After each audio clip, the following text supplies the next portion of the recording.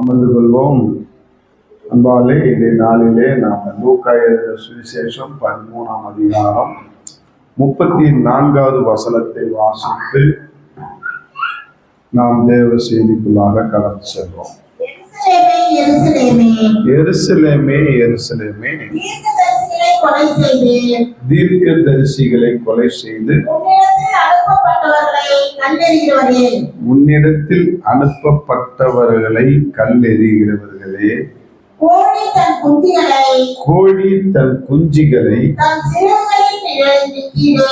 தன் சிறகுகளின் கீழே கூட்டி சேர்த்துக் கொள்ளும் வண்ணமாக நான் எத்தனை தரமோ உன் பிள்ளைகளை கூட்டி சேர்த்துக் கொள்ள மனதாயிருந்தேன், உங்களுக்கோ மனதில்லாமல் போயிற்று. அதனாலே இந்த வார்த்தை இன்றைக்கு ஒரு வித்தியாசமான கோணத்தில் ஆண்டவர் நம்மோடு இடைபடுகிறார். ஏற்கனவே நம்ம இதுல நிறைய இந்த பகுதியில லூக்கா 13-14 நிறைய செய்தி கொடுத்துருக்குறோங்க, நம்ம கேட்டிருக்கிறோம். இன்னைக்கு என்ன செய்தி கொடுப்பது என்று கேட்கும்போது, ஏற்கனவே நம்ம ஒரு பாடல் கூட பாடியிருக்கிறோம். கோழி தன் குஞ்சுகளை கூட்டி சேர்க்கிறது போல கோழி தன் குஞ்சுகளை கூவி அழைக்கிறார் ஜீவன் தந்த ரட்சகர், கூவி அழைக்கிறார் ஜீவன் தந்த ரட்சகர், சாக்கு போக்கு சொல்லாமல் ஜல்தியா ஓடி வந்து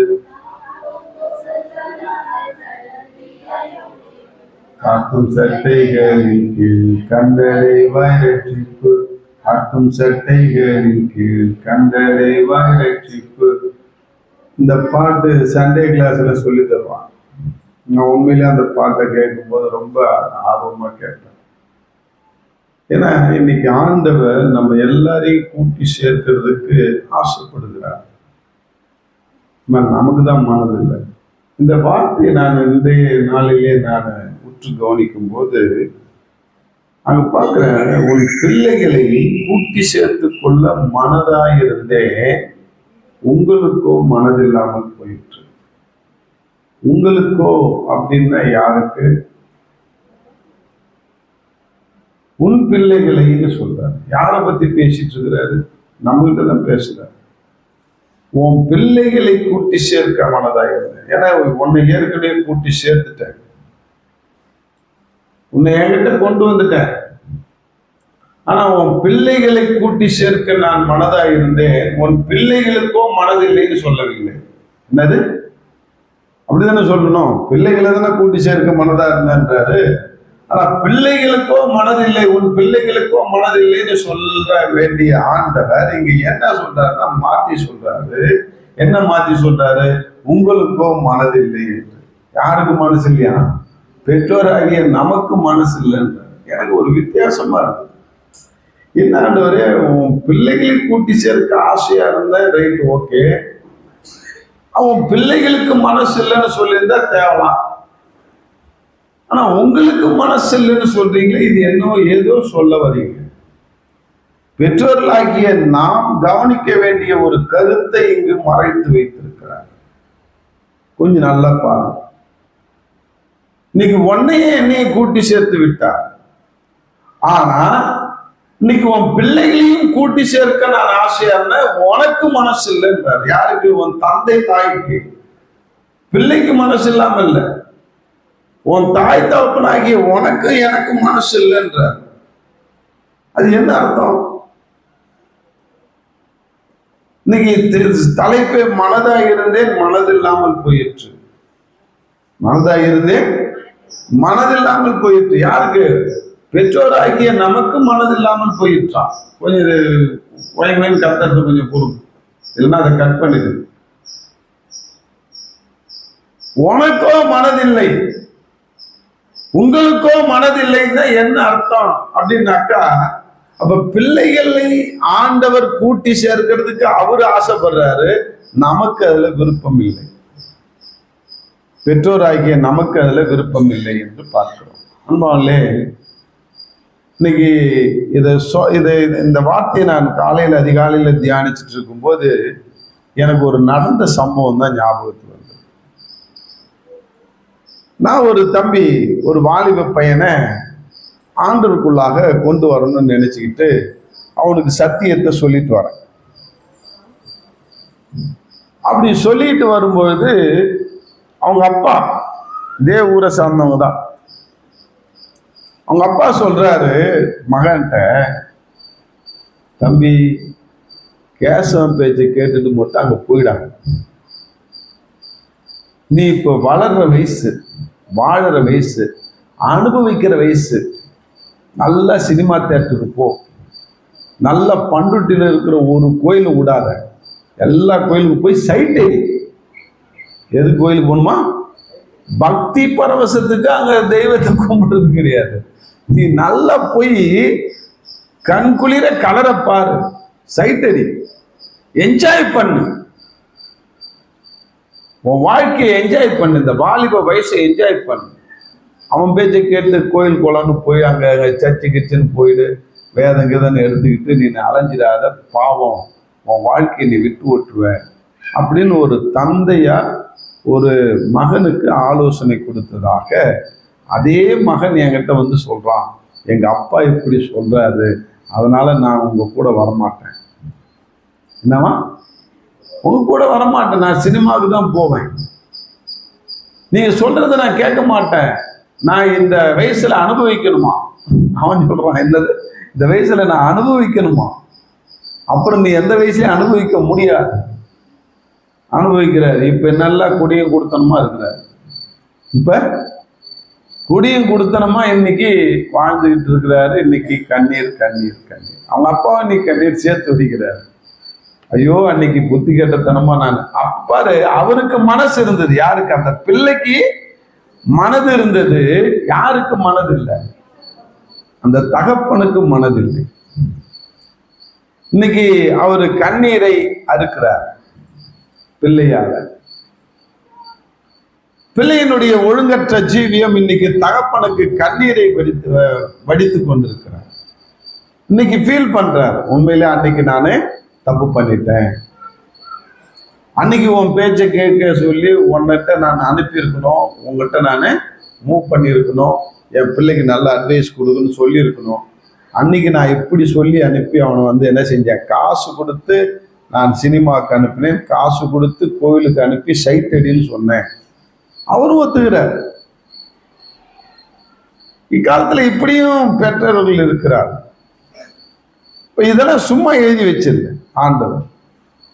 எனக்கு இதை படிச்சு இதை கொஞ்சம் உற்று நோக்கும். உங்களுக்கோ மனசு இல்லைன்னு பெற்றோரை பார்த்து சொல்றாரு. ஏன் பெற்றோருக்கு மனசு இல்லையா அப்படின்னு கேட்கும்போது, உண்மையிலே பெற்றோர்கள் என்ன செய்யறாங்க, பிள்ளைகளை எப்படி வளர்க்கிறார்கள் அதை கொஞ்சம் சொல்லி கொடு. இன்னைக்கு அவங்களுக்கு மனசு இல்லாம இன்னைக்கு அவங்க என்ன செய்யறாங்க, பிள்ளையினுடைய மனசு கோணக்கூடாதுன்னு நினைச்சு அவங்க வாழறாங்க.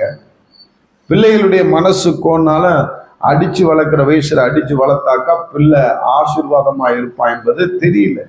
பாசம் கண்ணை மறைக்குது, பாசம் கண்ணை மறைக்குது. அன்பாலே, நீ அப்படி அவங்களுக்கு சொல்லி கொடுக்காத, இந்த இதுல மறைந்து கிடக்கிற சத்தியத்தை சொல்லி கொடு அப்படின்னா. அதனால இன்னைக்கு நம்ம ஒரு 4 ஸ்டேஜிய இன்னைக்கு சண்டே கிளாஸுக்கு பிள்ளைங்களை அனுப்புறோமா அப்படின்னாக்கா கொஞ்சம் யோசிப்பாங்க. யூத் மீட்டிங்க்கு நம்ம பிள்ளைகளை அனுப்புறோமா கொஞ்சம் யோசிப்பாங்க. மெயின் மீட்டிங்க்கு பிள்ளைகளை போ சொல்லி வற்புறுத்துறோமா கொஞ்சம் யோசிப்பாங்க. அடுத்தது ஊழியக்காரங்கிட்ட பிள்ளைகளை பேசுன்னு சொல்லி நம்ம அனுப்புறோமா, அவங்களோட தொடர்பு கொள்ளுங்க அப்படின்னு சொல்றோமா. இதெல்லாம் யார் செய்யறாங்களோ நிச்சயமா அந்த பிள்ளை கடவுளுக்குள்ளாக வளரும். பிள்ளைய பெற்றோருக்கு அது ஆசீர்வாதமாக இருக்கும். இது செய்யாததுனால்தான் இன்னைக்கு நமக்கு நிறைய பிரச்சனைகள் வருது. பிள்ளைகள்னால கண்ணீர், பிள்ளைகள்னால நம்ம அநேக உபத்திரத்தை நாம மேற்கொள்கிறோம். அன்பாலே, இன்னைக்கு இதெல்லாம் நம்ம ஒரு ஒழுங்கீனமா வளர்க்கறதுனால வர்றோம். அது இப்ப செல்போன் வேற வந்துடுச்சு. இந்த செல்போன்னால எவ்வளவு பிள்ளைகள் கெட்டு போறாங்க, அடங்காம போறாங்க, அவங்க மூளை மழுங்கி போகுது, சண்டியா வராங்க. இந்த செல்போன் நம்மளை வேற திசை தப்பி கொண்டு போகிறது. அதனால இப்பிலிருந்தே நம்ம ஒழுக்கத்துல வளர்க்கணும். இந்த செல்போன் நாட்டமே இல்லாம பார்க்கணும். ஆனா இதெல்லாம் நம்ம செய்யறது கிடையாது. நம்ம தொல்லையிலிருந்து விடுதலை பெறணும், அழுவதிலிருந்து ஓயணும் அப்படின்றதுனால செல்போனை கொடுத்துறோம். போ எதையா பண்ண, சாப்பிடலையா செல்போனை கொடுத்துறோம், சாப்பாடு 2 வாய் ஊட்டிக்கிட்டு தன்னை மறந்தது வாய் வாங்கிக்கிறது, 2 ரூபா வாங்குது. அப்போ இந்த செல்போனுக்கு நம்மளே பிள்ளைகளை என்ன செய்யறோம், பழகி வைக்கிறோம். அது அடம் பிடிக்குதுன்றதுனாலே, அழுவுதுன்றதுனாலே அதை தூக்கி வச்சுட்டு கொஞ்சம் தூரம் போய் அதுக்கு வேற அது மூட மாத்தாம அந்த செல்போனுக்கு அடிமையாகவே மாற்றுகிறோம். இன்னைக்கு நிறைய குழந்தைகள் இன்னைக்கு வாழ்க்கையை வீணாக்கி கொண்டிருக்கிறார்கள். அன்பால் இது நான் அனுபவத்தில் தான் சொல்றேன். இன்னைக்கு நிறைய பிள்ளைகள் இன்னைக்கு செல்போனுக்கு அடிமை. நான் சைக்காலஜி படிச்சுட்டு இருக்கிறேன்.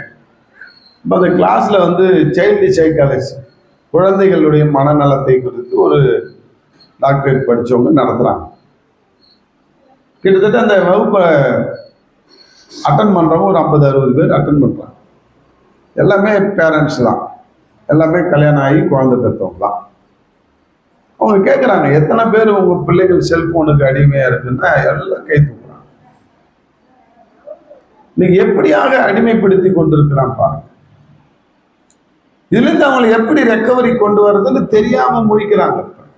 உண்மையிலே நான் சொன்னேன் உங்களுக்கு, அந்த பிள்ளைய சின்ன வயசுலேருந்து அந்த செல்ஃபோனுக்கு அடிமையாகி கேம் விளையாடி இன்னைக்கு மனநிலை பாதிக்கப்பட்டு இன்னைக்கு நல்ல வாலிப வயசுல வேலைக்கு படிச்சுட்டு நல்ல வேலைக்கு போற வயசுல இன்னைக்கு மென்டல் ஆகி வீட்டில் உட்காந்துருக்கான். இன்னைக்கு எத்தனையோ வீடியோ கிளிப் வருது, பார்க்குறீங்க. இப்படியே கையை வச்சுக்கிட்டே இருக்கிறான் ஒருத்தன், வாலிப பையன் மனநிலை பாதிக்கப்பட்டு இப்படியே கையை வச்சுட்டே இருக்கிறான். ஒருத்தன் என்ன சுடா சுடா சுடா சுடா சுடா சுடா வரா வரா வரா வரா வரா வரா வரா ஓடிப்போ ஓடிப்போ ஓடிப்போ இப்படி சொல்லிக்கிட்டே கிடக்கிறான். நிறைய பேர் பார்க்கலாம். ஏன்? அடிமைத்தனம். அன்பாலே இன்னைக்கு நம்ம எப்படியாக அவங்களை பிள்ளைகளை வளர்க்கிறோம். நீதிமொழிகள்ல ஒரு வார்த்தை எனக்கு ஞாபகம் வந்தது. 13:24 படிங்களேன். நீதிமொழிகள் 13:24. பிறம்பை கையாளாதவன் தன் மகனை பகைக்கிறான், அவன் மேல் அன்பாய் இருக்கிறவனோ ஏற்கனவே தண்டிக்கிறான். அதை விட்டுருங்க. பிறம்பை கையாளாதவன் என்ன செய்யறானா, மகனை என்ன செய்யறானா, பகைக்கிறான். பிறம்ப கையாளாததுனால ஒரு தப்பும் நடக்காது. நீ பிறம்பு எடுக்க வேண்டிய இடத்துல எடுத்துதான் ஆகணும். சும்மா அவனை கண்ணாப்புண்ணான்னு அடிக்கிறது பாருங்க. உங்களுக்கு கோபம் வந்துச்சுன்னா பிள்ளைகள் என்ன செய்யணும்னா கண்ணு முன்னு தெரியாம அடிக்கிறோம். கையால பிள்ளைகளை அடிக்கிற வேலையை விட்டுரு. பெற்றோர்களாக நீங்க ஒரு பெரம்பு ஒன்று வச்சிங்க, அவன் கண்ணு எதுக்கு அங்கே வச்சிங்க. தப்பு பண்ணா அப்பா அந்த பெரம்பால ஒன்று அடிப்பேன்னு சொல்லி பயங்காட்டி வராங்க. அந்த பெரம்பை எடுக்கும்போது அவன் பயந்துடுவான். எடுத்து கையை நீட்ட சொல்லி கையில மட்டும் அடிங்க, இல்லைன்னா திரும்பி காலில் இப்படி அடிங்க, இந்த கண்ட சதையில அடி. ஒன்னாகாது. முதுகுலையோ கன்னத்திலேயோ தலையிலையோ அவனை அடிக்காது. ஒரு கையில ஒரு அடி, இல்ல காலில் ஒரு அடி. இன்னைக்கு என்ன, இந்த பெட்டாக்ஸ்ல கூட ஒரு அடி அடிக்கலாம். அங்கெல்லாம் சதை உள்ள இடம், ஒன்றும் ஆகாது. அவன் பயந்துருவான். அதுக்கப்புறம் ஒழுக்கமாயிடுவான். ஆனா நாம என்ன செய்யறோம்னா, அவனை செல்லம் கொஞ்சிக்கிட்டு போனை கொடுத்துக்கிட்டு அவனுக்கு கேட்கறதெல்லாம் வாங்கி கொடுத்துட்டு திடீர்னு உனக்கு மீறி ஏதாவது செஞ்சுட்டானாக்கா கண்ணு முன்னு தெரியாம அடிப்போம்.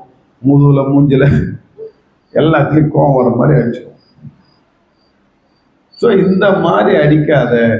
அதுக்கு என்ன செய்யணும்னா பேசிக்கா நீ ஒரு கழியை தயார் பண்ணி, இன்னைக்கு தானியேல் அங்கிள் அதை தான் செஞ்சாருன்னு அவருடைய வாழ்க்கை சரித்திரத்திலே சொல்லப்படுகிறது. தானியேல் அங்கிள் பிள்ளைகளை மிரட்டுவதற்காக ஒரு குச்சி வச்சிருவாராம், பிரம்பு.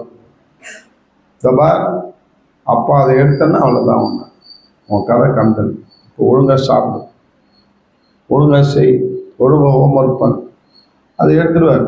அவர் ஆசிரியராக இருந்தவர், அதனால அதை கரெக்டாக சைல்டு சைக்காலஜி அவருக்கு தெரிஞ்சதுனால கரெக்டாக வளர்த்தார், பிள்ளைகளை கண்டிஷனாக வளர்த்தார்.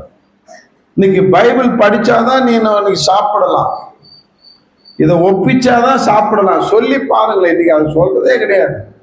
பைபிள் படிச்சா படிச்சேன், ஒரு வார்த்தை சொல்லு, ஒரு மனப்பாடம் பண்ணி சொல்லு. இக்காலத்து பிள்ளைங்களை நம்ம வளர்க்கறது சரியில்லாம வளர்க்கிறோம் இன்னைக்கு. அதனால்தான் அது வளர்ற மாதிரி அந்த பந்தம் இல்லாம வளருது. அதை கட் பண்ணி வளர்க்க கத்துக்க, அதை கத்துங்க. நிறைய புத்தகங்கள் இருக்கு, நிறைய ஆவிக்குரிய புத்தகங்கள் இருக்கு. நீ பைபிள்ல சொல்லப்படுகிற அந்த நீதிமொழிகள்ல சொல்லப்படுகிற இந்த காரியத்தை நம்ம அறிந்து அதை ஃபாலோ பண்ணாலே போதும், பிள்ளைகளை அழகா வளர்க்கணும். இந்த பெரம்ப கையாளும் பிள்ளைகளை பகைக்கிறான்னு சொன்னாக்க அதுக்கு என்ன அர்த்தம்? பிள்ளைய நீ பகைக்கிற, அவனை வீணாக்குற, அவனுக்கு நன்மை செய்யற, நீ தீமை செய்யற. அதான் ஒருத்தர் சொன்னாரு, குழந்தைங்களுக்கு பாய்சன் கொடுக்குமா, பாய்சன் போட்டு ஊட்டுவோமா? சொல்லுங்க, குழந்தைக்கு சோறு ஊட்ட உள்ளார கொஞ்சோண்டு விஷத்தை போட்டு ஊட்டுவோமா? ஊட்ட மாட்டோம். ஐயோ விஷம், ஒரு துளியா இருந்தாலும் விஷம், ஊட்ட மாட்டோம். ரொம்ப ஜாக்கிரதையா இருப்போம். பிள்ளைங்க வளர்ச்சியில அவ்வளோ கண்ணு கருத்துமா இருக்கிறோம் பேரண்ட். உண்மைதான், நல்லதுதான். ஆனா விஷத்தை கொடுக்கறத பத்தி, விஷத்தை கொடுக்குற போனு, செல்போனுன்றார் ஒரு அறிஞர். நீ விஷத்தை கொடுக்கல, விஷத்தை பல மடங்கு விஷத்தை கொடுக்குற, வீரியம் நிறைந்த விஷத்தை கொடுக்குற செல்போனு.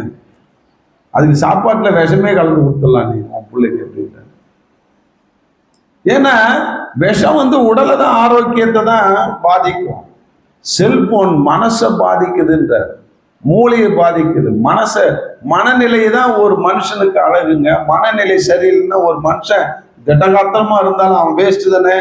ஹலோ, நல்ல ஆள் வாட்ட சாட்டமா இருக்கிறான், பைத்தியக்கார மாதிரி இருந்தான்னு வச்சுக்கோ, நீ என்ன சொல்லுவ? புள்ள பாவம், ஆளு திடகாத்திரமா இருக்கிறான், மூளை சரியில்லை.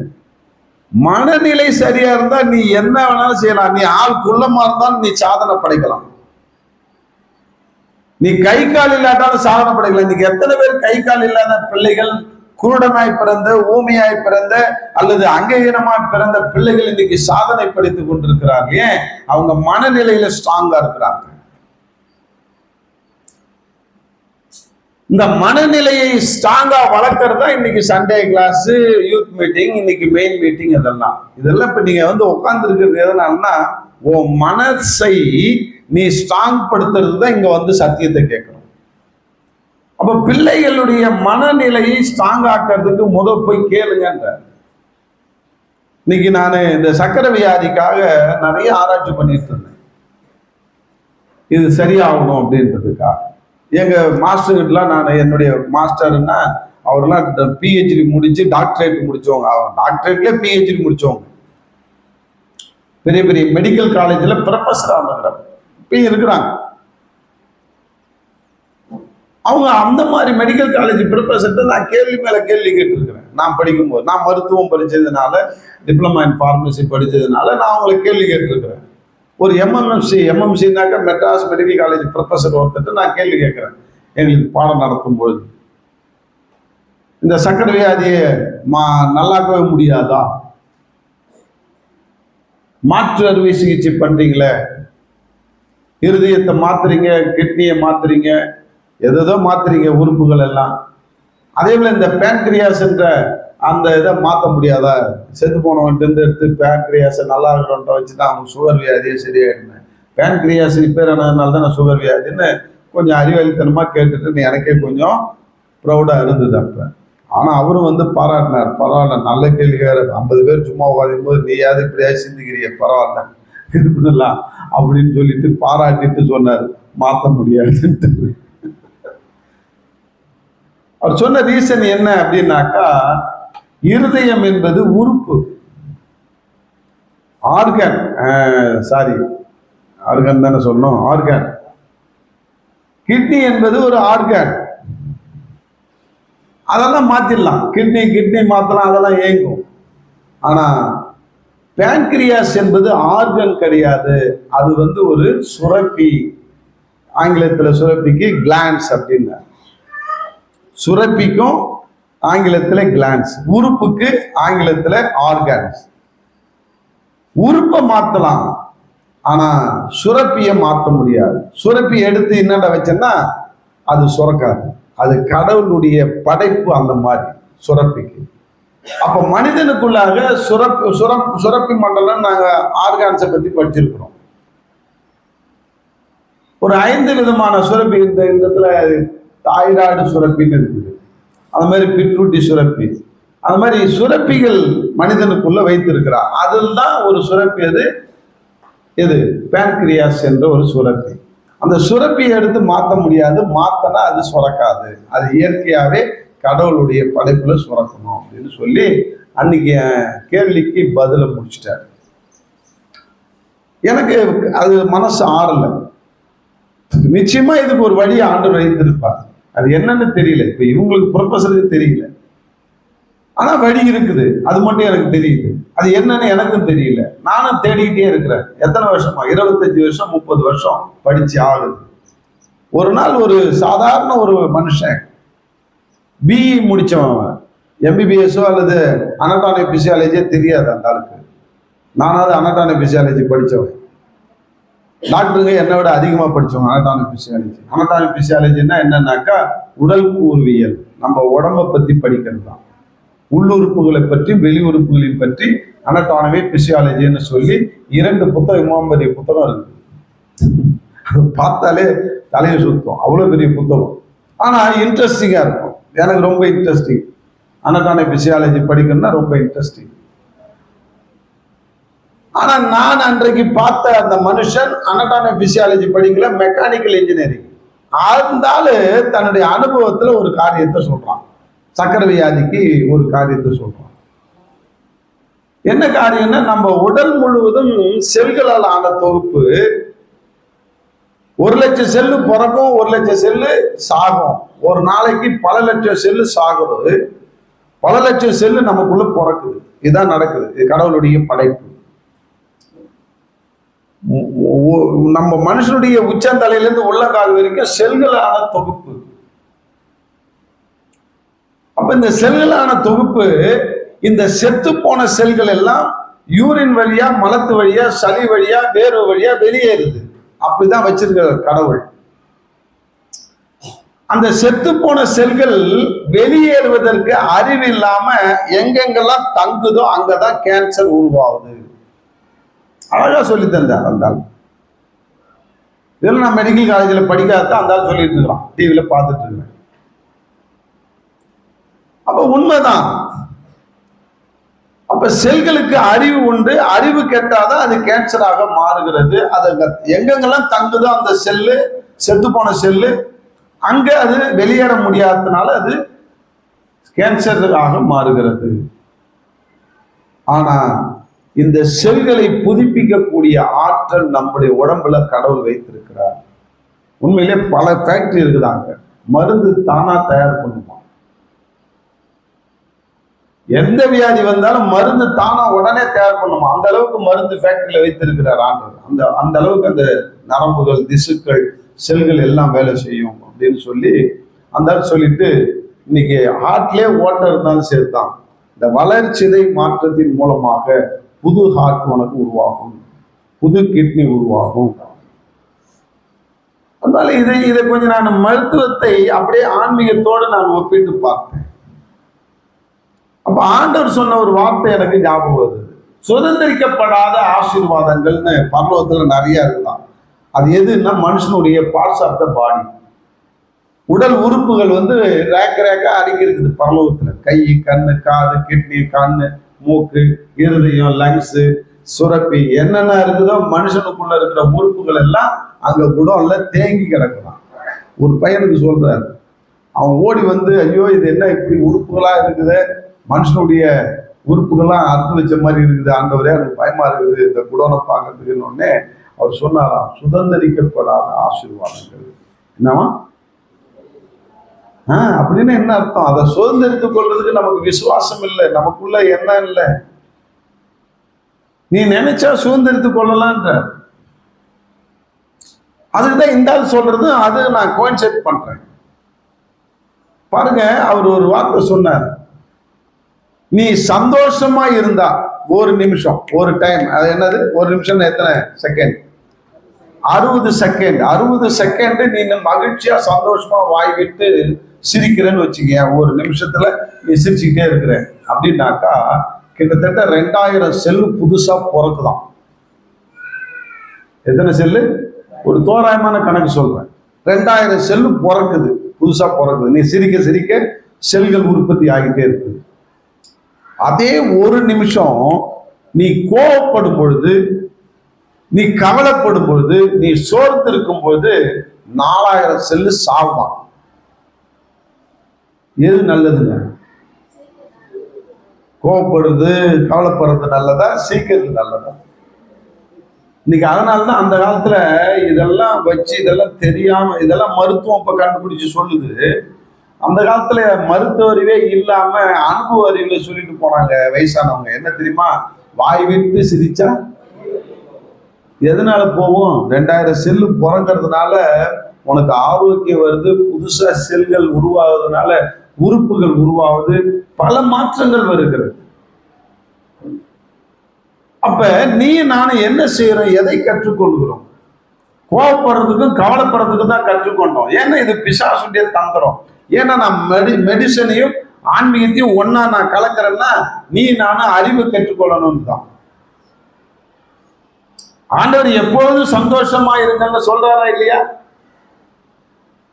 மறுபடி சொல்ற, எப்பொழுதும் சந்தோஷமா இருங்க. சந்தோஷமா இருந்தா உனக்கு நல்லதுன்றார். நீதிமொழிகள் 17:27 கொஞ்சம் படிக்கல. நல்ல மன மகிழ்ச்சி நல்ல ஔஷதம். எத்தனாவது வார்த்தை சொல்லிட்டு படிங்க. ஐயோ, அத சொல்லிட்டு சொல்லுங்க. 17:22 படிங்க. மன மகிழ்ச்சி நல்ல ஔஷதம், முறிந்த ஆவியோ எலும்புகளை உலரப்பண்ணும். அன்பாலே, இது ரொம்ப பெரிய ஆராய்ச்சி பண்ண இந்த வசனத்தை வச்சுக்கிட்டு அதே ஒத்து பார்த்து மைக்ரோஸ்கோப்ல பாக்குற மாதிரி பார்த்து நான் மைக்ரோஸ்கோப் பார்க்க தெரிஞ்சோம். நாங்கெல்லாம் மருத்துவத்துறையில எங்களுக்கு ஒரு வகுப்பே இருக்குது. எல்லாரை விட நான் ரொம்ப குயிக்கா அடிப்பேன். அது எப்படிதான் எனக்கு தெரியாது. எல்லாம் போட்டு தடகுன்னு இருப்பாங்க மைக்ரோஸ்கோப்ல. நான் சக்குன்னு வச்சுட்டு ஒரே செகண்ட்ல நான் அதை கொண்டு வந்து நிறுத்திடுவேன். ஒரே நிமிஷம் தான். அதுல அனுபவத்தை எனக்கு கொடுத்துருக்கிறான்னு வச்சுக்கோ. அந்த மைக்ரோஸ்கோப்ல வச்சு பாக்குற மாதிரி இந்த வார்த்தை ஏன் மன மகிழ்ச்சி நல்ல மன மகிழ்ச்சி அப்படின்னா என்ன அர்த்தம்னா சந்தோஷப்படுகிறது. சொல்லுங்க. இந்த பைபிள்ல இருக்கிற தமிழ் வார்த்தைய நீங்க தயவு செய்து இப்ப நடைமுறையில என்ன தமிழ் வார்த்தை பேசுறோமோ அதுக்கு டிரான்ஸ்லேட்டர் பண்ண கத்துங்க. அப்ப புரியும் பைபிள். நீங்க அதுல இருக்கிற மாதிரியே படிச்சீங்கன்னா உங்களுக்கு புரியாது. இன்னைக்கு நிறைய கற்றறிந்த ஒரு பெரிய பெரிய பாஸ்டர்கள் எல்லாம் கேட்டுக்கிறேன். இந்த மன மகிழ்ச்சி நல்ல ஔஷதுக்கு அர்த்தம் சொல்லியாருன்னா யாருக்கும் தெரியலைங்க. ஒரு சிலர் தான். ஒரு 100 பேரை கேட்டா 2 பேர் பதில் சொல்றான். மீது 98 பேர் ஃபெயிலியர் தான் ஆகிறான். பைபிளை கரைச்சி குடிச்சவன். அப்படின்னா என்ன அர்த்தம்னா தெரியல. அந்த வேர்டுக்கு அர்த்தம் தெரியல. தமிழ்ல தான் இருக்குது. அது எந்த காலத்துல? ஐதேலி காலத்துல ஏதுன தமிழ். அப்ப இருந்த தமிழ் மொழி, அப்ப இருந்த தமிழ் நடையில மொழிபெயர்த்து இருக்கிறாங்க. இப்ப இருக்கிற தமிழ் மொழியில அது மொழிபெயர்க்கல. அதனால தெரியல. ஔஷதம்னா தெரியல. ஔஷதம்னா எதோ சொல்றாங்க. மனமகிழ்ச்சி ஔஷதம் அப்படின்னா சந்தோஷமா இருப்பது மருந்து, நல்ல மருந்து. சொல்லுங்க. ஔஷதம் என்றால் மருந்து, மெடிசன். ஆங்கிலத்திலே மெடிசன் சொல்லுவாங்க. அது தூய தமிழ்ல, அந்த காலத்து தமிழ்ல ஔஷதம்னு சொன்னாங்க. அது ஒரு சமஸ்கிருத வேர்டு. இந்த மொழியாக்கம் பண்ணவன் ஒரு சமஸ்கிருதத்தை படிச்சவன். அந்த காலத்துல சமஸ்கிருதம் நிறைய தமிழ்ல தாண்டவம் ஆடிச்சு. அதுதான் தலைவிரித்து ஆடிச்சு சமஸ்கிருதம். அதனால அவன் சமஸ்கிருதத்துல அவன் ஔஷதம்னு போட்டு வச்சுக்கிறான். ஔஷதம்னா என்ன? மருந்து, குட் மெடிசன். அப்போ நீ சந்தோஷமா இருந்தா நல்ல மருந்தாக வேலை செய்யுதுன்னு சொல்றார் அங்க வார்த்தை. ஆண்டுடைய வார்த்தை தான் சொல்லுது. முறிந்த ஆவியோ அப்படின்னு என்ன அர்த்தம்? அதுக்கு அர்த்தம் தெரியல நமக்கு. அதுல இங்கிலீஷ்ல சொன்னாதான் உனக்கு அர்த்தம் தெரியுது. ஏன்னா இப்ப நடைமுறையில நம்ம இங்கிலீஷும் தமிழும் கலந்து தங்கிலீஷில் தான் பேசிட்டு இருக்கிறோம். வெக்ஸ், வெக்ஸ் ஆவாரா மச்சான்? வெக்ஸ்ன்னு என்ன? அப்படியே சொந்து ஒருத்தர் ஏதாவது ஒரு வார்த்தை சொன்னா அப்படியே வெக்ஸாகி உட்கார்ந்து இருக்க. வெக்ஸ் ஆயிருந்ததுன்னா நீ தமிழ் அர்த்தமா எடுத்துக்கிற. வெக்ஸ் ஆனாதான் உனக்கு புரியும். வெக்ஸ் ஆகுறதுன்னா என்ன? சோர்ந்து போறது, கவலைப்படுறது. அப்ப இங்க என்ன சொல்றாரு? முறிந்த ஆவி அப்படி என்றால் கவலைப்படுவது. சொல்லுங்க. எலும்புகளை உலர பண்ணும். அதுக்கு அர்த்தம் தெரியல. அதாவது இங்கிலீஷ்ல சொன்னா உன் போனுகளை ட்ரை ஆக்கிடுமா. உன் போன்னா எது போனு? உள்ள இருக்கிறதெல்லாம் போனு தான். போனை வந்து ட்ரை ஆக்குதுன்னா என்னது? காஞ்சி போக வச்சிருக்குது, கருவடை வைக்குது. இதுக்கு அர்த்தம் புரியல. நான் நோண்டி நோண்டி பார்க்கிறேன், அப்பதான் புரியுது. என்ன புரியுதுன்னா, கவலைப்படுவது உன் எலும்புகளை உலர பண்ணுகிறது. மன மகிழ்ச்சி, சந்தோஷமா இருக்கிறது உனக்கு நல்ல மருந்தாக கிரியை செய்கிறது, வேலை செய்கிறது. இதுதான் இதுக்கு அர்த்தம். அப்ப பார்த்தா எலும்புகளை உலர பண்ணும்னா அதுல ஒரு மெடிசன் இருக்கு, மருத்துவம் மறைந்து கிடக்கிறது. என்ன அப்படின்னாக்கா, எலும்புக்குள்ளார ஒரு மஜ்ஜைன்னு ஒண்ணு இருக்கும். தெரியுமா? தெரியுமா தெரியாதா? ஆட்டு எலும்புல முட்டி எலும்பு உடைச்சி குழம்புல போட்டு நம்ம உரியுமா? உரிய மாட்டோமா? உரியக்குள்ள என்ன செய்யும்? லொடக்குன்னு உள்ள வந்து ஒழுங்கு. அது பேரு என்ன? நினம் அல்லது மஜ்ஜை.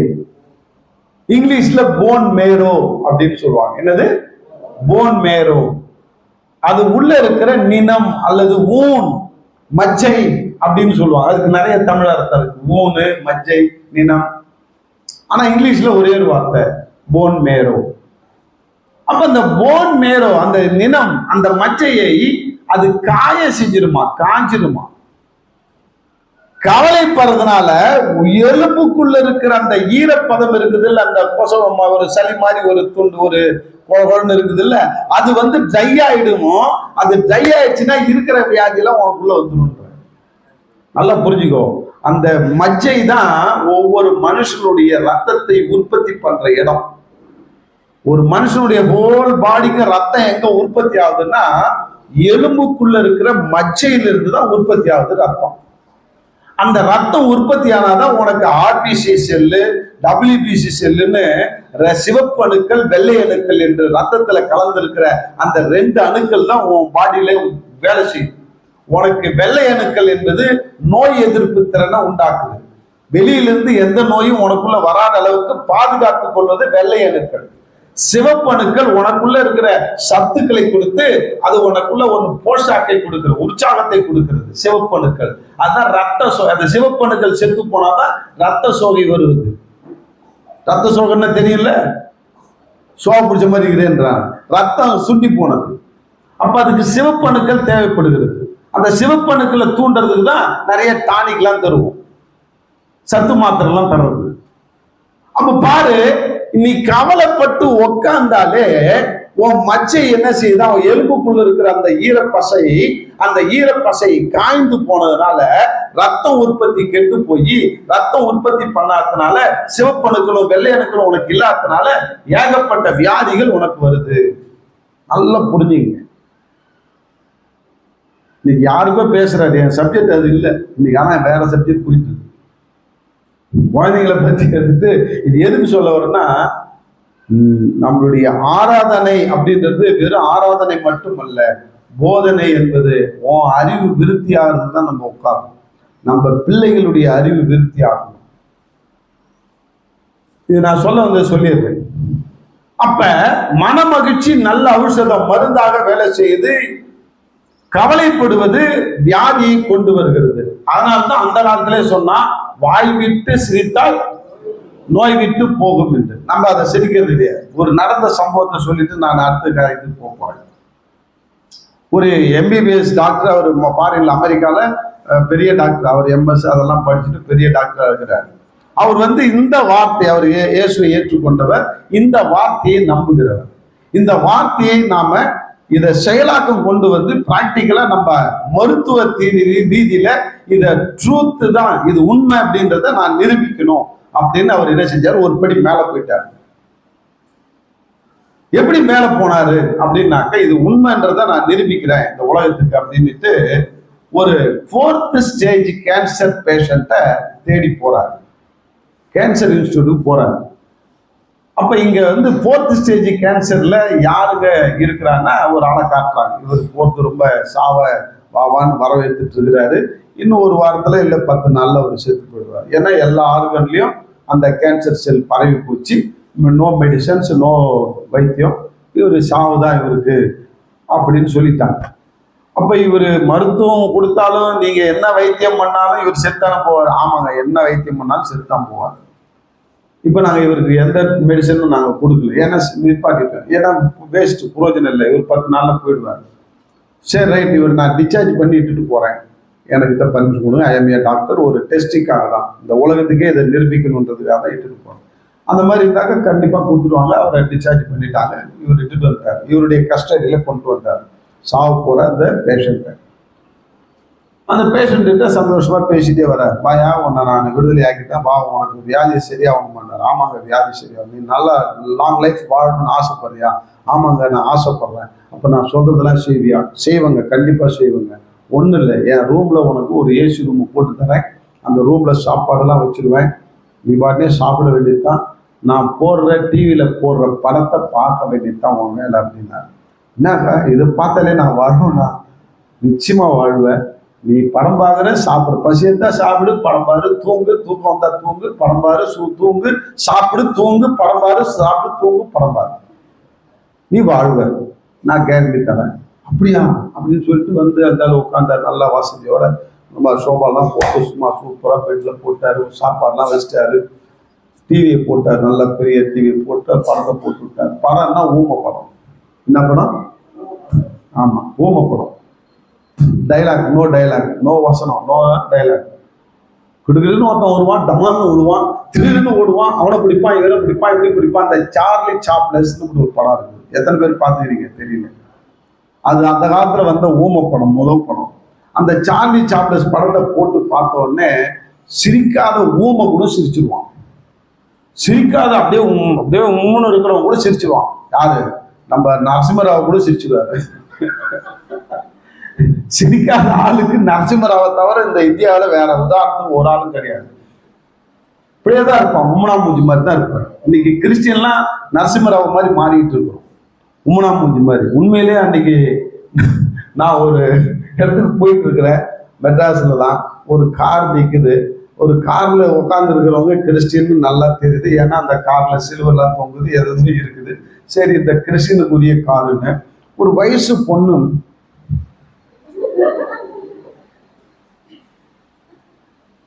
அப்படியே முறைச்சுன்னு இருக்குதுங்க. எவனுமே இல்லைங்க ரோட்ல. எவனை பார்த்து முறைக்குதுன்னு நானும் திரும்பி திரும்பி பார்க்குறேன், நின்றுட்டு எவனுமே இல்லை. அப்படியே உட்காந்து இருக்குது, பக்கத்துல அவங்க அம்மா உட்காந்துக்குது, அதுவும் அப்படியே கவலையில உட்காந்துக்குது. கிறிஸ்டியன் இன்னைக்கு நிறைய பேர் இன்னைக்கு சிரிக்க மறந்துட்டாங்க. கிறிஸ்டியன், நான் வேதனையோட சொல்றேன், நான் இருந்த சபையில அப்படிதான் இருந்தது. அப்படியே முன்னுதான் இருப்பாங்க.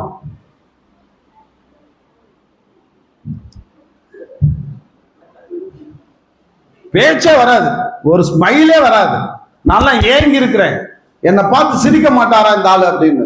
சிரிச்சதே கிடையாது. செத்தே விட்டான் பைத்தியம் முடிச்சு. வேதனையோட சொல்றேன், அவங்களாம் பெரிய ஊழியக்காரங்க. சிரிப்பை மறந்துட்டோம் கிறிஸ்தவர்கள். இந்த ஆள் என்ன செஞ்சானே, ஏன்னா சந்தர் சாப்பிட சொல்லிதானே ஆகணும் அதெல்லாம். அதனால தான் சொல்றேன், இங்க கவுண்ட் தான் பாயிண்ட், நம்ம கதைக்கு விடுவோம். நான் அதனால தான் எங்க பார்த்தாலும் சிரிச்சிருது. எனக்கு ரகசியம் தெரிஞ்சதுனால தான் சிரிச்சுக்கிட்டே இருக்கிறது. எப்ப என்ன பைத்தியக்காரன் நினைச்சாலும் பரவாயில்ல போ, நான் உம்முன்னு இருக்கிறது எனக்கு பிடிக்காது. அப்ப இந்த படத்தை பார்க்கறது, இவன் சிரிக்கிறது, சாப்பிட்றது, சிரிச்சா என்ன ஆகும் தெரியுமா? ஆட்டோமேட்டிக்கா பசி எடுக்கும். சாப்பிடுவான், நல்லா சாப்பிடுவான், சிரிப்பான், தூக்கம் வந்தோடனே தூங்குவான். ஏந்திரிப்பான், சிரிப்பான், சாப்பிடுவான், சிரிப்பான், தூங்குவான், தூங்குவான். 24 மணி நேரம் அந்த படம் ஓடிக்கிட்டே இருக்கும். தூக்கம் வந்தா தூங்கிட்டே இருப்பான், திடீர்னு பார்ப்பான் அப்படின்வான், சாப்பிடுவான், சிரிப்பான், தூங்குவான். இப்படியே செஞ்சாங்க. ஒரு வாரத்துல செத்து போனவன்றவன் 1 வாரம் ஆச்சு, 2 வாரம் ஆச்சு, 4 வாரம் ஆச்சு, 10 வாரம் ஆச்சு, 40 வாரம் ஆச்சு, வருஷ கணக்குல உயிரோட இருக்கிறான். இன்னைக்கு அவனே இட்டுட்டு போய் அதே கேன்சர் பேஷண்ட் இவன் 4வது ஸ்டேஜ்ல இருக்கிறான், செத்து போடுவான் 10 நாள்ல சொன்ன அதே டாக்டர்கிட்ட அதே டீம்ல இந்த ஆளை இட்டுட்டு போய் டெஸ்ட் பண்றாரு. 6 மாசம் சென்னு. எத்தனை மாசம் என்ன? What a miracle. அவன் டாக்டர் சொல்றான் 6 மாசமா உயிரோட இருக்கிறான். அப்ப என்ன டெஸ்ட் பண்ணு உட்காந்து எல்லாத்தையும் எடுத்து பாக்குறானுங்க. கேன்சர் இருந்த சிம்டம்ஸ் அவனுக்கு இல்ல. அப்ப எங்கேயா போச்சு அந்த செல் எல்லாம்? என்னுடைய கேள்விதான்.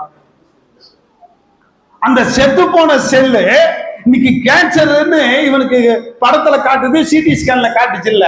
அந்த செல்ல இவன் வெளியேற்ற முடியாதனால்தான் கீமோ தெரப்பி கொடுக்குறான், வெண்டைக்காய் தரான், எதோ தரான், சுண்டக்காலாம். நான் மருத்துவத்தை குறை சொல்லுவேன், ஆதங்கத்தை வெளிப்படுத்துறேன். வாயை விட்டு சிரிச்சவனுக்கு எங்க போச்சு அந்த செல்? செத்து போன செல் எப்படி போச்சு? மாயமா போச்சு. ஏன்? ஆண்டவர் அற்புதம் செய்தார். ஆண்டவர் அதனால்தான் இங்க எழுதி வச்சுக்கிறாரு, மன மகிழ்ச்சி நல்ல ஔஷதம் என்று. இததான் நிரூபிச்சார் அந்த டாக்டர்.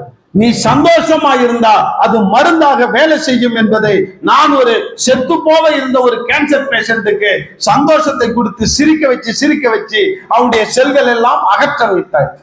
ஆண்டவர் அற்புதம் செஞ்சாரா இல்லையா? அப்ப ஆண்டுடைய வார்த்தை பொய்யா? அன்பாலே இதை கற்றுக்கொள்ளதான் நம்ம வந்தோம். இந்த வேத வசனத்தை இன்னைக்கு போதிக்கிறோம்னா நீ அதை கற்றுக்கொண்டு நீ அதை இம்ப்ளிமெண்ட் பண்ணி நீ சந்தோஷ சமாதானம் பார்க்கணும் தான் ஆண்டவர் விரும்புறார். ஆனால் தான் சொல்றாரு, எனக்கு மனசு இருக்குது, உனக்கு மனசு இல்லைன்றார். யாருக்கும் கற்றுக்கொள்றதுக்கு மனசு இல்லை. பிள்ளைங்க போய் கற்றுக்கொள்ளணும்னு சண்டே கிளாஸுக்கும் யூத் மீட்டிங்கும் மெயின் மீட்டிங்கும் அனுப்புறதுக்கு மனசு இல்லை. அது தரதல மாதிரி சுத்திச்சுன்னா விட்டுறது. நான் கூப்பிட்டேன் பிரதர், அது வரல பிரதர். செவில 4 சாத்து கோலை எடுத்து அடி. வரலன்னா உன்னை பின்னுவேன், நீ சாப்பாடே போட மாட்டேன், நீ அடுத்த வாரம் சர்ச்சுக்கு வர வரைக்கும் உனக்கு சாப்பாடு கிடையாதுன்னு ஒருவேளை சாப்பாடை கட் பண்ணு. அதை தரலையா சுத்த விடாத. பெற்றோருக்கோ மனசு இல்ல, பிள்ளைகளுக்கு மனசு இருக்கு. பெற்றோர் கொஞ்சம் கடிஞ்சு சொன்னா கீழ்ப்படிவான். ஏன்னா பெற்றோர் நான் சொன்னா கீழ்ப்படிய மாட்டான். நான் நீ யார் ராணுவான்? எங்க அம்மாவே சோறு போடுது, எங்க அப்பாவே சோறு போடுறாங்க, நீ யார்? Who are you? நீ சோறு போடாத வை. அடக்கி ஆளு கற்றுக்கொள், இல்லை என்றால் நீ கண்ணீர் வடிப்பாய். அதுதான் இங்க சொல்றார், பிரம்பை கையாளாதவன் பிள்ளையை பகைக்கிறான். இந்த வார்த்தை நல்ல மைண்ட்ல வச்சுக்கோ. பிரம்பு இன்னிலிருந்து ஒவ்வொரு வீட்டுல ஒரு பிரம்பு வைக்கணும். கையால் அடிக்காது, கண்ணு மூடித்தனமா அடிக்காது. உனக்கு கோவம் வந்துச்சுன்னா பெரம்பு எடுத்து கையை பார்த்து ஒரு அடி அவ்வளவுதான், முடிஞ்சு போச்சு. நீ இந்த ஹோம்ஒர்க் பண்ணலன்னா ஒரு அடி, இந்த வசனத்தை நீ ஒப்பிக்கலன்னா 2 அடி, அந்த மாதிரி ஒரு கணக்கு வச்சுட்டு அடி. ஆமா, கரெக்டா அதுக்கு கீழ்ப்படி பாரு. அடுத்த வார்த்தை படி, எபிரேயர் 12:7. எபிரேயர் 12:7 படி. நீங்கள் சிற்சியை சகிக்கிறவர்களாய் இருந்தால் புத்திரராய் எண்ணி நடத்துகிறார். தகப்பன் சிற்சியாத புத்திரன் உண்டோ? பாருங்க, இன்னைக்கு பிள்ளைகளை சிற்சிக்கிறதுக்கு பொறுப்பு யாருக்கிட்ட கொடுத்துக்கிறாருங்க? ஹலோ, தகப்பன்மார்களே, யார்கிட்ட கொடுத்துக்கிறார்? தகப்பன்மார்கிட்ட தான் கொடுத்துக்கிறார். அவங்க அம்மா பார்த்துப்பாங்க. இவர் செல்லம் கொஞ்சம் இருக்கு, இது அப்பா செல்லம், இது அம்மா செல்லம், இப்படி போட்டுன்னு போவோம். அப்படியே ஊராவளி மாறி மாதிரி திரியும் பிள்ளைங்க. தகப்பன் சிற்சியாத புத்திரன் உண்டோ? சிற்சிக்க வேண்டிய இடத்துல நீ சிற்சிக்கணும் தகப்பன். இல்லைன்னா புள்ள தரதலையா போயிடியா? அதுதான் சொல்லித்தர. பிள்ளையினுடைய ஆசீர்வாதம் வேணும், பிள்ளை நல்லா வளரணும்னு ஆசைப்படுறோம். ஆனா சிற்சிக்கிற அறிவு இருக்கா? சிற்சிக்கிறதுக்கு மனசு இருக்கா? மனது இல்லாமல் போகிறோம். ஆனதான் சொன்னாரு, நான் அவங்கள கூட்டு என்னுடைய அரவணைப்புல வைத்துக் கொள்ளணும்னு நான் ஆசைப்படுறேன். உனக்கோ விருப்பம் இல்லை, உனக்கோ ஆசை இல்லை, நீ விட்டுட்ட, தருகட்டத்தனமா விட்டுட்ட. அது இப்ப தெரிஞ்சுக்கிட்டு உன்னை ஏத்து கேக்குது, என்ன உதைப்பேன் என்ன. சின்ன பிள்ளையில உதைக்கும் போது சந்தோஷம் வத வத அப்படின்ட்ட. இப்ப பெருசானா உதைக்கும் போது கண்ணீர் வருது.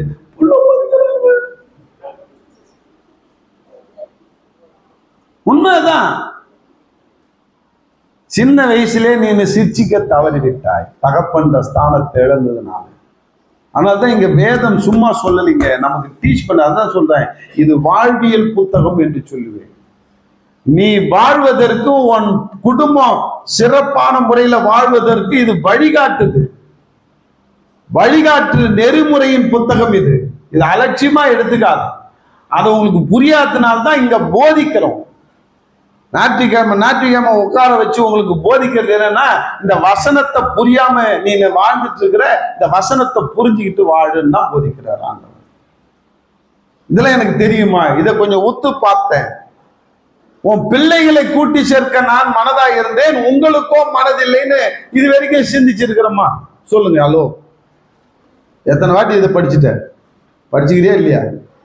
உங்களுக்கோ மனசு இல்லைன்னா எனக்கு ஏன் மனசு இல்லைன்னு சொன்னாரு. இதுதான் நான் கேட்டேன். இன்னைக்கு அதையே உத்து பார்த்தேன். 4 மணில இருந்து உத்து பார்க்கிறேன். 5 மணி ஆயிடுச்சு, 5 வேலை ஆயிடுச்சு, நான் இங்க வரணும், இங்க மெசேஜ் கொடுக்க.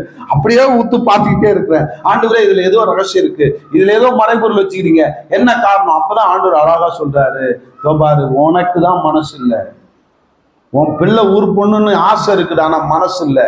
உருப்படணும்னா, உன் பிள்ளை நல்லா வளரணும், ஆசீர்வாதத்தை பார்க்கணும்னா என்கிட்ட அனுப்பு. சண்டே கிளாஸ் அனுப்பு, உதச்சி அனுப்பு. சண்டே கிளாஸ் போய் உட்காருன்னு. ஒரு பிள்ளை நிற்குது பாரு, அந்த அம்மா உதச்சி அனுப்புறதுக்கு தெரியல. அதுக்கு அதை அப்படியே கைக்குள்ளேயே வச்சுக்குது. அது என்ன செய்யும்? எட்டி உதைக்கும். பெருசாச்சுன்னா அடிச்சு பின்னி எடுத்து போய் விட்டுட்டு வரணுங்க. உண்மையிலே சொல்றேன், நான் என் பொண்ணை நான் எல்கேஜி போய் சேர்க்கும்போது அப்படியே வெதும்பிச்சு. அப்படியே புள்ள வெதும்பினோடனே எனக்கு இருதயமே வெடிச்சு போச்சு.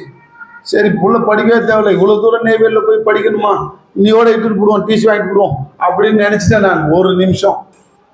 அப்புறமா ஆண்டோடைய வார்த்தை ஞாபகம் வருது. சரி, புள்ள கஷ்டப்படுதுன்னா, ஆனா நம்ம தான் மனசை என்ன செய்யணும், கல்லாக்கிட்டு மரத்துங்கிட உட்காரணுன்ட்டு போய் மரத்துங்கிட பார்க்காம போய் உட்காந்துட்டேன். இன்னைக்கு அதனால தான் டாக்டருக்கு படிச்சிருக்கு. சொல்லுங்க. அன்னைக்கு நாம அதுவே பாசத்துக்கு இடம் கொடுத்து உள்ள பக்கத்திலேயே இருக்கணும்னு உட்கார வச்சிருந்தேன்னா இன்னைக்கு அது எப்படி இருக்குமோ அது அப்படிதான் இருக்கும். அடிச்சு வளர்க்குற இடத்துல கண்டிச்சு வளர்க்குற இடத்துல கண்டிச்சு. அதான் சொல்ற, தகப்பன் சிட்சியாத புத்திரன் சிட்சிக்கலைன்னா அவன் உருப்படா போடுவான்ற அடுத்த வார்த்தை. அதெல்லாம் பார்க்க வேணும். 1 தீமோத்தேயு 3:4 படிங்க. 1 தீமோத்தேயு 3:4.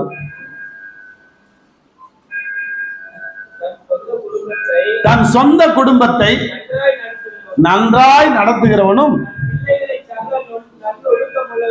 தன் பிள்ளைகளை நல்லொழுக்கம் உள்ளவர்களாக கீழ்ப்படிய பண்ணுகிறவனுமா இருக்க வேண்டும். இது வந்து நீ தான் செய்யணும். அதுக்காக ஜெபம் பண்ணு. ஆண்டவரே, என் பிள்ளைகளை நல்ல ஒழுக்கத்தோடு வளர்க்கிற ஒரு பிள்ளையா நான் மாற்றணும், நானே என்ன மாறணும் ஆண்டவரே. அவனை நல்லொழுக்கத்தில் நான் வளர்க்கணும் ஆண்டவரே. அவனுக்கு அறிவுரை சொல்லணும். கேட்கலையா, நீ பட்டினி இருந்து ஜெபம் பண்ணு.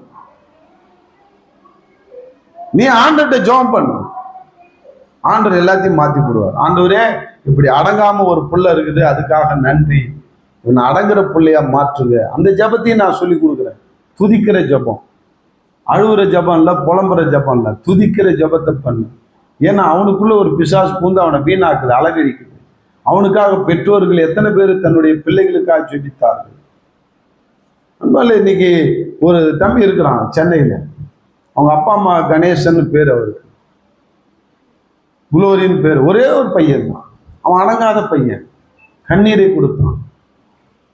எல்லா ஊழியர்கிட்டையும் போய் சொன்னான், எங்கிட்டையும் சொன்னாங்க, என் பிள்ளைக்காக உபவாசம் ஜெபம் பண்ணுங்க. உண்மையிலே நானும் என் ஒய்ஃபும் எங்கள் பிள்ளைக்கு ஜெபிச்சோமோ இல்லையோ, அவங்க பிள்ளைக்கு செவ்வாய்க்கிழமை ஜெபிச்சோம். இன்னைக்கு செவ்வாய்க்கிழமை வந்தானே அந்த கணேசன் குளோரி சிஸ்டருடைய பையன் ஞாபகம் பண்ணுவோம். அவனுக்கு கல்யாணம் ஆகிற வரைக்கும் நாங்க ஜெபிப்போம். அதனாலே உன் பிள்ளைக்காக ஒரு நாள் உபவாசம் போட்டு ஆண்டுடைய சமூகத்துல நின்று ஏன் போராடு, பிசாசு கிட்ட யுத்தம் பண்ணு. பிள்ளைகளுக்காக நம்ம கேர் எடுக்கிறது கிடையாது, நம்ம கேர் எடுக்கிறோம். எப்படி? அவன் திங்கிறதுல, அவன் சாப்பிட்றதுல, அவனுடைய ட்ரெஸ் கோட்ல, அவனுடைய படிப்புல எல்லாத்துலயும் கேர் எடுக்கிறோம், புள்ள முன்னேறணும்னு. ஆனா புள்ள ஆவியில வளரணும்னு நீ என்ன கேர் எடுத்த? பெற்றோராகிய நீங்கள் நாம என்ன கேர் எடுத்தோம் பிள்ளைகளுக்காக? இன்னைக்கு பாருங்க, இன்னைக்கு சீகன் பால்னுடைய அம்மா எத்தனையோ பிள்ளை பெற்றாங்க. எத்தனை பிள்ளை யாருக்கா தெரியுமா? நான் சொல்றது சீகன் பால், ஜான் வெஸ்லி அவங்களும் சொல்லு. என்னது 19ஆ? 19வது ஜான் வெஸ்லி. அதே சீகன் பால் 8வது பிள்ளை ஏதோ சம்திங், அவருடைய ஹிஸ்டரியா தான். அவங்க அம்மா ஒவ்வொரு பிள்ளை மேலேயும் தலை மேல கை வச்சு ஜெபம் பண்ணுவாங்களாம். நைட்ல தூங்கும்போது பரிசுல பத்து கிடக்கும் பிள்ளைங்க. இன்னைக்கு 8 பிள்ளை பெத்து வச்சு அது 16 பிள்ளை, அதெல்லாம் குறைஞ்சி போய் 2 ஆயிடுச்சு, அப்புறம் 1 ஆச்சு. அந்த 1 கூட நம்ம உருப்படியா வளர்க்கறதுக்கு தெரியல. அன்பால இந்த ஒரு பிள்ளைக்காக ஒரு 2 பிள்ளைக்காகவே இன்னைக்கு கொடுத்துக்கிறார். மெயின்டெனன்ஸ் கம்மி. உங்களுக்கு 10 பிள்ளைய மெயின்டைன் பண்ணாதான் நம்மளால முடியாது. 2 பிள்ளைய தான் மெயின்டைன் பண்றல. அந்த 2 பிள்ளைய தலையில கையை வச்சு என்னைக்கா ஜோம் பண்ணிக்கிறியா? புள்ள தூங்க விட்டு ஒரு 12 மணிக்கோ 1 மணிக்கோ உனக்கு முழிப்பு வருமா வராதா? யூரின் போறதுக்கு எழுப்புவேன். பிள்ளைங்க நல்லா தூங்கிட்டு இருக்கும்.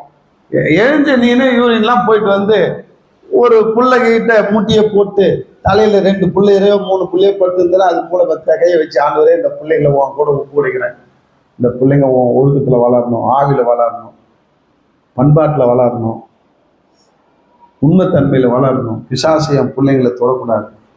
ஒரு சின்ன ஜெபம் பண்ணிட்டு வந்து படம் தூக்கம் கேட்டுருமா? பிள்ளைங்களுக்காக நம்ம அடங்கல்னா அடிக்கிறோம்ல, ஏன் அடிச்சுக்கிட்டு போராடிக்கிட்டு? முட்டி போட்டு நீ போராடு, ஆண்டவர்கிட்ட ஒப்பு கொடுத்து போராடு, பிசாசு தொடாது. இதெல்லாம் ப்ரொடெக்ஷன், இதெல்லாம் கத்துக்கணும். இன்னைக்கு எத்தனை பேர் கத்துக்கிறோம்? பிள்ளைங்க பெருசா வளர்ந்தாலும், நல்லா என் பிள்ளைங்க பெருசா வளர்ந்தாலும் போய் தள்ள கை வச்சு ஜோம் பண்ணுவேன். நினைப்பு வரும்போதெல்லாம், முழிப்பு வரும்போதெல்லாம் பண்ணி பாரு. ஆண்டவர் அதுக்குண்டான பலனை தருவார். நம்ம என்ன செய்யறோம்? ஐயோ பெருசா வளர்ந்துச்சுங்க. வளர்ந்தா என்ன? அடங்காத இருக்குது இல்ல, தான் இஷ்டப்படி போகுது இல்ல. அந்த பிள்ளைக்கு மேல கையை வச்சு ஜோம் பண்ணு, பக்கத்துல முட்டி போட்டு ஜோம் பண்ண. ஒண்ணும் இல்லம்மா, ஒரு புருஷன் அடங்காம குடிச்சுட்டே இருக்கிறான். இன்னைக்கு எத்தனையோ புருஷன் குடிச்சுன்னு இருக்கிறவங்க இங்கே இருக்கிறான். வரதான் சொல்லுவாங்க, என் புருஷன் குடிக்கிறான், அவன் மேல எரிச்சல் தான் வருதுன்னு. வரவே கூடாது, பரிதாபம் தான் வரணும். எப்போ உனக்கு பரிதாபம் வருதோ உன் புருஷன் தெரிஞ்சுக்குவான். எப்பெல்லாம் உன் புருஷனுக்கு மேல எரிச்சல் வருதோ அவன் தெரிஞ்சே மாட்டான். நான் இன்னைக்கு சொல்லிக்கிறேன், எத்தனை வாட்டி சொல்லிட்டாரு, அது திருந்தலை. நீங்க எல்லாம் திருந்தவே இல்லை, அதான் நான் சொல்லுவேன். உன் புருஷன் தூங்கும்போது அவன் பக்கத்துல போய் நின்றுட்டு கண்ணீரோட 2 சொட்டு கண்ணீரோட ஆண்டவர்கிட்ட ஜெபம் பண்ணு. ஆண்டவரே, நல்ல புருஷனை கொடுத்த, கல்யாணம் ஆகுறது நினைச்சுப்பாரு. கல்யாணம் ஆகக்குள்ள நல்ல புருஷனா இருந்திருப்பான், ஆசை புருஷனா இருந்திருப்பான், அருமை புருஷனா இருந்திருப்பான். இப்ப குடிக்கும் போது வெறுப்பு புருஷனா மாட்டான். அப்ப அந்த கல்யாணம் ஆகும்போது நல்ல புருஷனை கொடுத்தீங்க, நன்றி. இப்ப இந்த குடியின் ஆவி, குடியின் பிசாசு இவனை போட்டு அழகழிச்சிட்டு இருக்குது, டெய்லி குடிச்சிட்டு இருக்கிறான், அதுக்காக உங்களுக்கு சோத்திரம் ஆண்டவரே சொல்லிப்பாரு. குடிக்காத புருஷனா இவனை மாத்தி எனக்கு தரப்போறீங்க, நல்ல புருஷனா, உன்னை ஏற்றுக்கொண்டு சபைக்கு வர புருஷனா, உனக்குன்னு சாட்சியை சொல்ற புருஷனா மாத்த போறீங்க, நன்றின்னு சொல்லி அவன் பக்கத்துல நின்று அப்படியே கண்ணீரோட, நீ வேதனையில கண்ணீர் பரல, துதிச்சு கண்ணீர் விட்டு ஆண்டவர்கிட்ட ஜெபம் பண்ணிப்பாங்க. மாறானா இல்லையா? இது நடந்த சம்பவத்தை சொல்லிட்டு நான் முடிக்கிறேன். ஒரு அம்மா பஜாரின்னா தெரியும் உங்களுக்கு? பஜாரின்னா யாரு? வாயாடி. அதுலயும் வாயை திறந்தாலே ஆங்கில வார்த்தை தான் வரும். ஆங்கில வார்த்தை என்ன? Dash dash dash dash dash, கெட்ட வார்த்தைகள் தான் வரும் அந்த பொம்பளை வாயை திறந்தாலே. பைப்படிக்கு போச்சுன்னா எல்லாம் பயந்துட்டு, அது வருதுனாலே பஜாரி வருதா நவருன்றுவாங்க, எல்லாம் தண்ணி விட்டுருவாங்க. அது பாட்டினே வரும், நீட்டா தண்ணி பிடிக்கும், அது பாட்டினே போகும். அவ்வளவு பயம் இருக்கு. ஏன்னா இல்லைன்னா போட்டு வாயாலே சாவடிச்சிடும். அப்படிப்பட்ட பஜாரி அது. அது ஒரு நாள் என்ன செஞ்சது, அதுக்கு கர்ப்பப்பை கட்டி உதிரப்போக்கு நிறைய போயிட்டே இருக்கு. டாக்டர்லாம் சொல்லிட்டாங்க உன் கர்ப்பப்பை எடுக்கணும். ஸ்டான்லி மெடிக்கல் காலேஜில் அது செக் பண்ணுது, எடுக்கணும்னு சொல்லிட்டாங்க. நடந்த சம்பவம் இது. ஒரு பில்டிங் ஃபேக்ட்ரியில் வேலை செய்யுது, ஒரு ஃபேக்ட்ரியில் போய் வேலை செய்யுது. அப்போ இது ரொம்ப அவசரப்பட்டுட்டு வயிற்று வலியில் துடிச்சிட்டு இருக்குது. பக்கத்தில் அந்த பொம்பளை என்ன செஞ்சுது, அதுக்குடைய ஃப்ரெண்டு, ஏண்டி வயிற்று வலியில் துடிக்கிற, நீ உனக்கு தான் உடம்பு சரியில்லைல்ல, கர்ப்பப்பை எடுக்கணுன்றாங்கல்ல, எப்படியாவது 10 நாளில் எடுத்துடணும்னு சொல்கிறாங்கல்ல, நீ என் வீட்டுக்கு நடக்கிற ஒரு மீட்டிங்க்கு வாயேன் அப்படின்னு சொல்லி கூப்பிடுது, இன்வைட் பண்ணுது. மீட்டிங் வா, என் வீட்டில் ஒரு மீட்டிங் நடக்குது வா. அன்பாலே அந்த மாதிரி செய்யுங்க. ஒவ்வொரு வீட்லையும் மீட்டிங் வைங்க. ஒவ்வொரு வீட்டையும் ஆண்டவருக்கு திறந்து கொடுங்க. நேத்தாதான் பவுலுடைய ஊழியம் தான், வீடுகள் தோறும் ஊழியம். சொல்லுங்க, அந்த ஒரு இயக்கத்தை ஆரம்பிங்க, வீடுகள் தோறும் ஊழியம். 10 பேரை தெரிஞ்சு கூட்டி வச்சு ஒரு வாரத்துக்கு ஒரு வாட்டியாவது 10 சுவிசேஷம் சொல்லு. இன்னைக்கு அதான் கொர்நேலியு செஞ்சாருன்னு இன்னைக்கு காலையில செய்தி. கொர்நேலியுன்றவன் ஆண்டவர் அறியாதவன், ஆனா ஏற்றுக்கொண்டான், ஆண்டவருடைய அன்பை ருசி கொண்டான். நான் பெற்ற இன்பம் இந்த வையகம் பெறணும்னுட்டு அவனுடைய உறவு முறைகள், சொந்தக்காரங்களை, அவனுடைய நண்பர்கள் எல்லாரையும் கூட்டி சேர்த்து அவன் வீட்டுல பேரு கொண்டு வந்து ஆண்டவரை பத்தி சொல்ல வைக்கிறான். சொன்னவங்க எல்லாம், கேட்டவங்க அத்தனை பேரும் ஆண்டவர் இறங்கிட்டாங்க. வீடுகள் தோறும் ஊழியம், வீடுகள் தோறும் சுவிசேஷம் சொல்லணும். அந்த மாதிரி ஒரு இயக்கத்தை ஆரம்பி. பவுல் அதான் செஞ்சார், வீடுகள் தோறும் போய் உட்கார்ந்து சத்தியத்தை சொன்னாருன்னு பார்க்கிறோம். இப்போ உன் வீட்டுல கூட்டி சேர்த்து வை, ஊழியக்காரனை கூப்பிடு, சொல்லு, இயேசு செய்த அற்புதத்தை சொல்லு. இல்லை நீனே சொல்லு, ஊழியக்காரன் வராட்டால் 10 பேருக்கு ஊழியத்தை பரப்பு, ஆண்டோருடைய நாமத்தை உயர்த்தி காட்டு. அப்ப இந்த ஊழியத்தை என்ன செஞ்சாங்க, எதுக்கு சொல்ல வந்தேன், டக்குன்னு அதை மறந்துட்டேன். அந்த வீட்டு ஜெப குழுக்கு அந்த பொண்ணை கூப்பிட்டுது. இன்னொரு பொண்ணு, வேலை செய்யற பொண்ணு. இந்த பொண்ணு போய் ஓரமா உட்காந்துன்னு இருக்குது. அங்க ஒரு ஊழியக்காரு வந்து மெசேஜ் கொடுக்குறாரு. கொடுத்துட்டு ஜெபிக்கிற ஒரு நேரத்துல அவரு தீர்க்க தரிசனம் வரம் பெற்றவர் போல இருக்குது.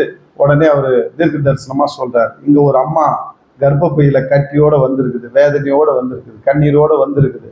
இந்த அம்மா கண்ணீரை இன்னைக்கு ஆண்டவர் துடைக்கிறார், கர்ப்பப்பை இன்னைக்கு தொடர்றாரு, சுகத்தை கட்டளையிடுறாரு. இயேசுவின் நாமத்தினால சுகமாகுது, கட்டளையிடுறேன்னு. அதே நேரத்தில் அந்த அம்மாவை ஆண்டவர் தொட்டாரு, முடிஞ்சு போச்சு. அந்த உதர ஊரல் நின்று போச்சு, அந்த கர்ப்பப்பையில கட்டி மறைஞ்சு போச்சு. மறாவது வாரம் போய் டெஸ்ட் பண்ணுது, கட்டி இருந்த சிம்டம்ஸே இல்லை. எப்படியா நடந்தது?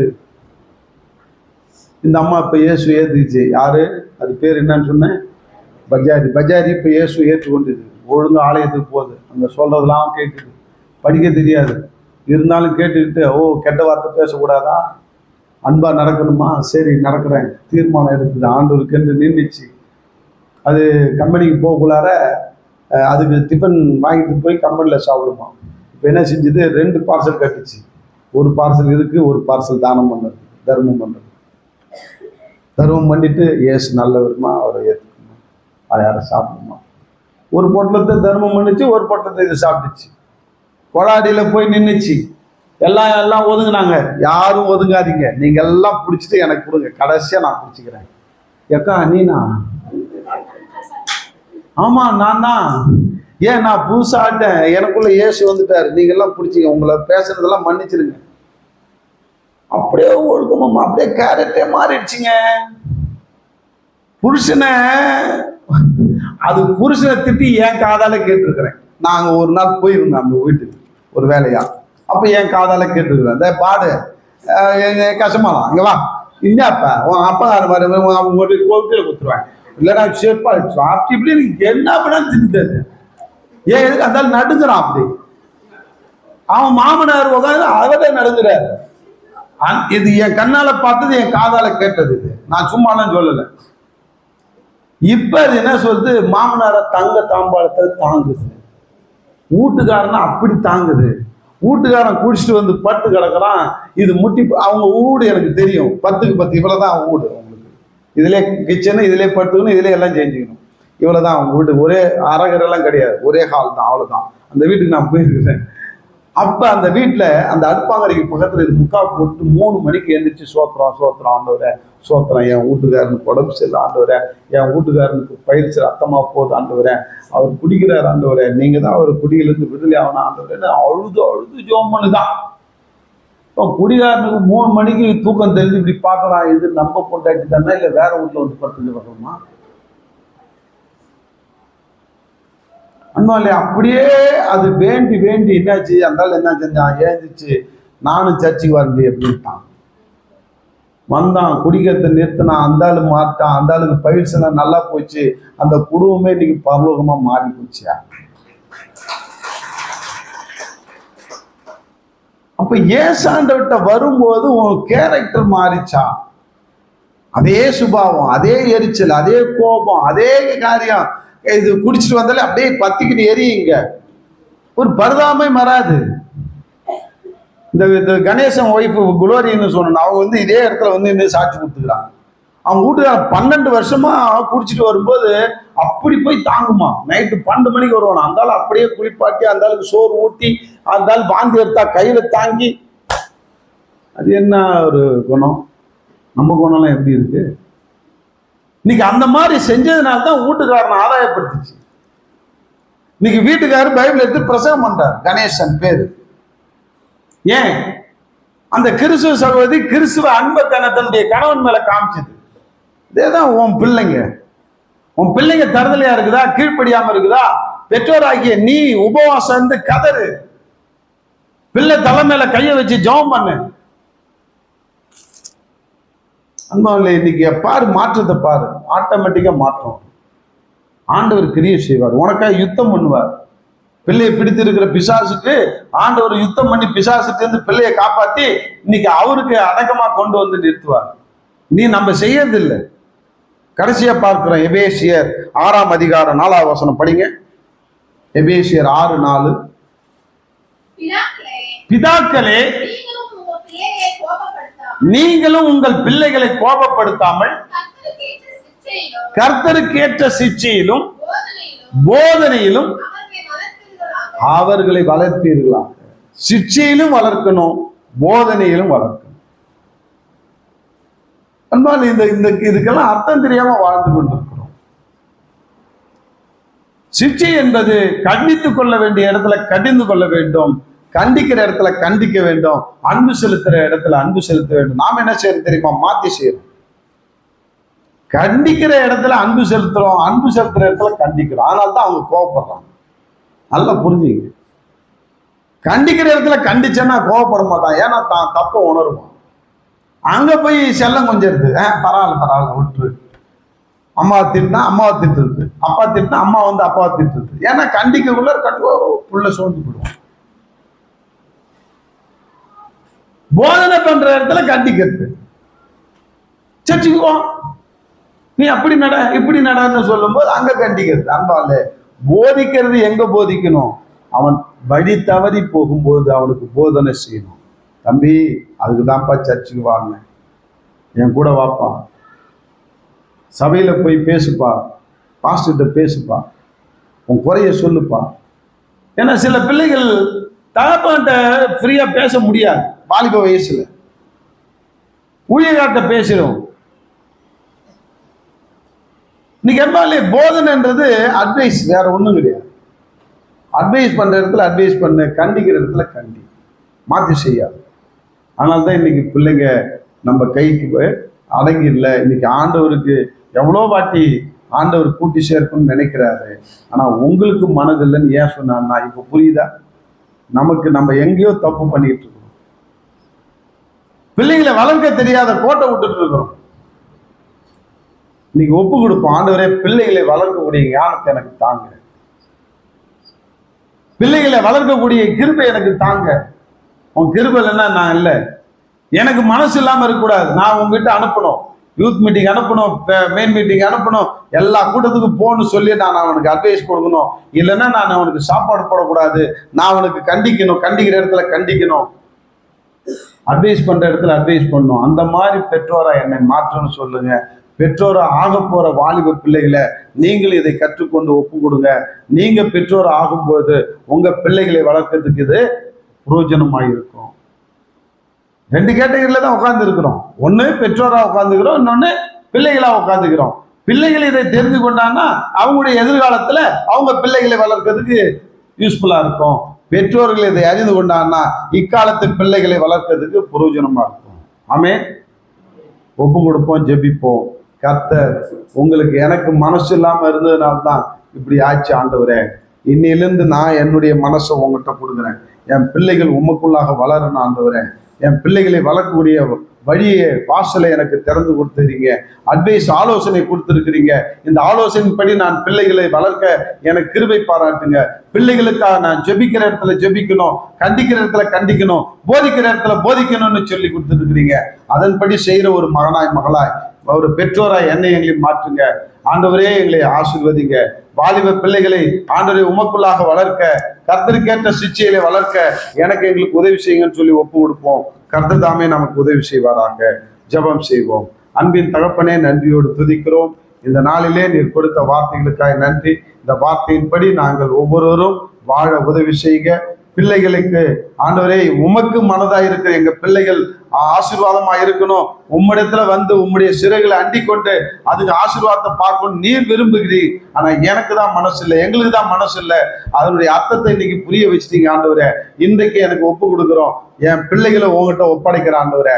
நீங்க வளர்த்து கொள்ளுங்க, நீங்க ஆசீர்வதிங்க, நீங்க அவங்கள மனம் திரும்ப வைங்க, நீங்க அவங்கள வழிகாட்டுங்க. உங்ககிட்ட ஒப்பு கொடுக்குறோம் ஆண்டவரே. நாங்க பேரண்ட்ஸா நின்று ஜெபிக்கிறோம் ஆண்டவரே. பேரண்ட்ஸா இனி பிள்ளைகளுடைய தலையில அப்பா மாத்தி அப்பா, அம்மா மாத்தி அம்மாவா ஆண்டவரே நாங்கள் ஜெபித்து ஜெபித்து ஜெபித்து என் பிள்ளைகள் எல்லாம் உமக்குள்ளாக வளர, எங்க பிள்ளைகள் எல்லாம் உமக்குள்ள வளர, உமக்கென்று சாட்சியா இருக்க ஆண்டவரே நாங்கள் ஒப்பு கொடுக்கிறோம். நீரே ஆசீர்வதியும். இயேசு கிறிஸ்துவின் நாமத்தினால ஜெபிக்கிறேன் சொல்ல தகப்பனே. ஆமேன், ஆமேன்.